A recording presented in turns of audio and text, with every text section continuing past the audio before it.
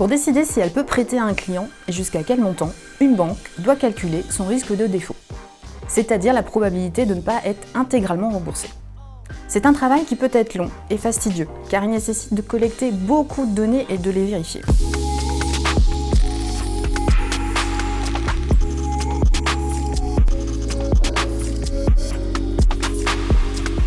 Dans les réseaux du groupe Arkea, un outil a été mis en place justement pour faciliter le travail des conseillers, Dynaction.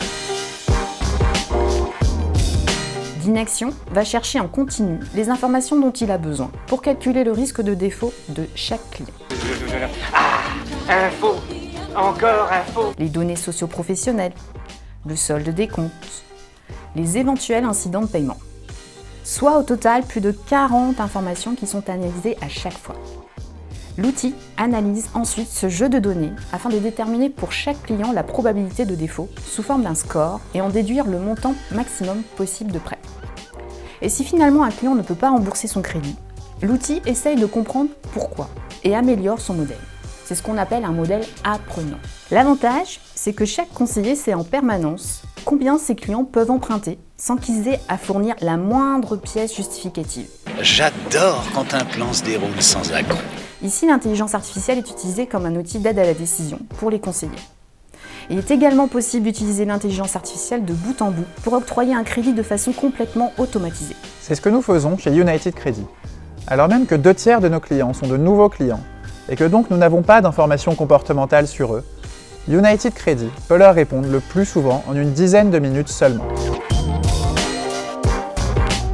Tout d'abord, le client donne accès à ses comptes via un agrégateur.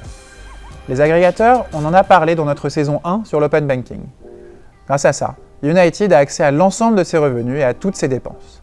L'intelligence artificielle analyse en temps réel environ 300 opérations par client, ce qui lui permet d'analyser la façon dont le client gère son budget.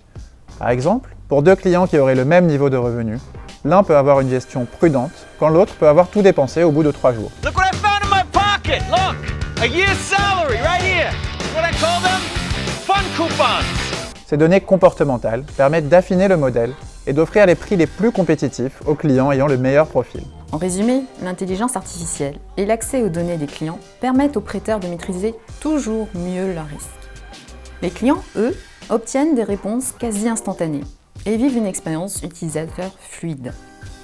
Voilà pour l'octroi de crédit. La semaine prochaine, on vous parle de la gestion de portefeuille.